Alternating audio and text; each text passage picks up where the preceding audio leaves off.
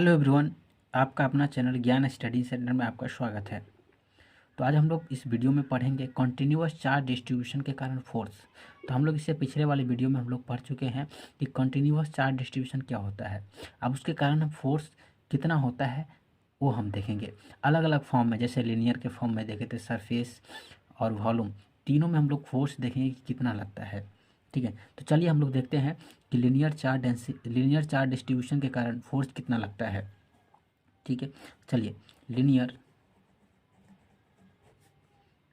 Charge distribution.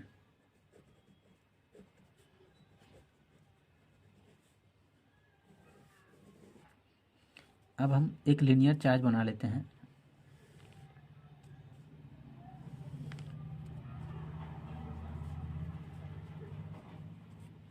इस तरह से बना लिए। अब इस पे चार्ज कितना है, Q है। इसका लेंथ कितना है, L है। ठीक है, अब चार्ज है, L है।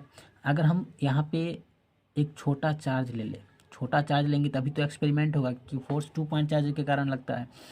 अब यहाँ पे ये टेस्ट चार्ज जो है ना, टेस्ट चार्ज इस लीनियर चार्ज से एक r दूरी पर है। कितना पे है, r दूरी पर है। अब अगर r दूरी पर है तो हम एक छोटा लेंथ काट लेते हैं यहाँ पर।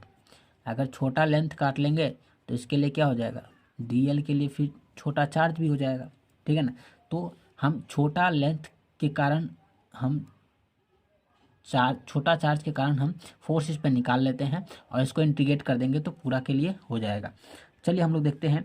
अब तो आप लोग को पता होना चाहिए अच्छे से कूलम्ब्स लॉ। ठीक है ना, तो आप लोग रिवाइज जरूर कर लीजिएगा। अब अकॉर्डिंग टू कूलम्ब्स लॉ,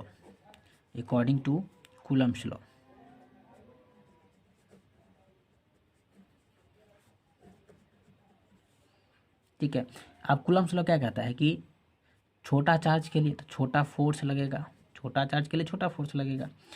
अब 1/4πε0 को हम के रूप में लिख लेते हैं। और टेस्ट चार्ज है तो टेस्ट चार्ज, और छोटा चार्ज है DQ तो DQ बट्टा में क्या हो जाएगा, यहाँ R है तो इसका क्या हो जाएगा, r² हो जाएगा। ठीक है, समझ में आया। अब यहाँ पे DF फिर से लिखेंगे।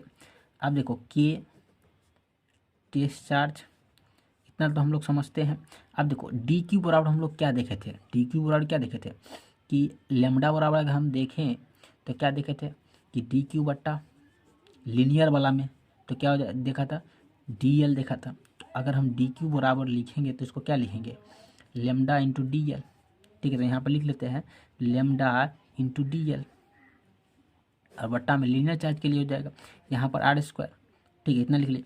अब ये छोटा चार्ज है ना, तो ये इतना जो फोर्स लग रहा है, ये कितना फोर्स लग रहा है, इतना फोर्स लग रहा है कहाँ पे, इस छोटा लेंथ पे ही फोर्स लग रहा है।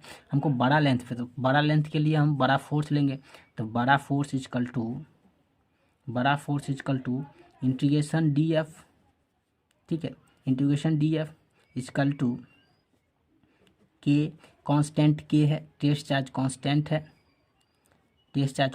है, डिस्टेंस भी कांस्टेंट है, r²।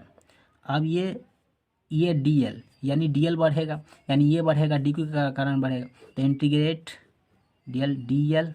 अभी कहाँ से कहाँ तक वैरी कर रहा है DL, तो हम बोलेंगे 0 से, इसको बड़ा L मान सकते हो, बड़ा L मान लो, छोटा एड बड़ा L मान लो। तो यहाँ तक ये क्या करेगा, वेरिएबल होगा।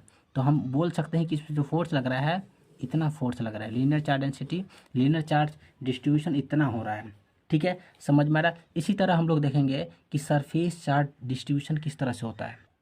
सिमिलरली अब सरफेस चार्ज डिस्ट्रीब्यूशन का बात करेंगे तो सिमिलरली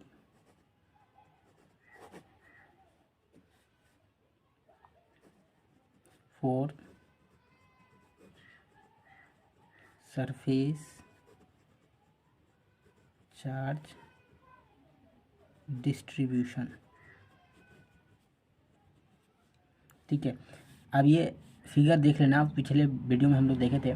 तो इसका क्या हो जाएगा, फोर्स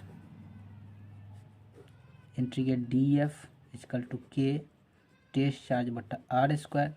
इंटीग्रेट क्या होगा इसमें, तो हम लोग उसमें क्या देखे थे कि सिग्मा बराबर DQ बट्टा D है। तो DQ बेटा क्या हो जाएगा, सिग्मा डी ए, तो यहाँ भी लिखेंगे सिग्मा डी ए। कहाँ से कहाँ तक हो रहा है, तो हम डायरेक्ट लिख देते हैं ए तक हो रहा है। ये क्या हो जाएगा आपको सरफेस चार्ज पे हो जाएगा। अगर उसी सिमिलरली उसी तरीक़ा से हम देखेंगे for volume charge density distribution, ठीक है, इसमें भी same D F equal to k test charge बट्टा R square rho into D V. कहाँ से कहाँ तक वेरी करेगा, वी तक वेरी करेगा। समझ में आपको?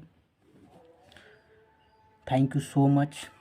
अगर ये वीडियो अच्छा लगा हो, जहाँ नहीं समझ में आप लोग कमेंट करके बता सकते हैं, वहाँ फिर से कोशिश करेंगे हम समझाने का। Thank you so much.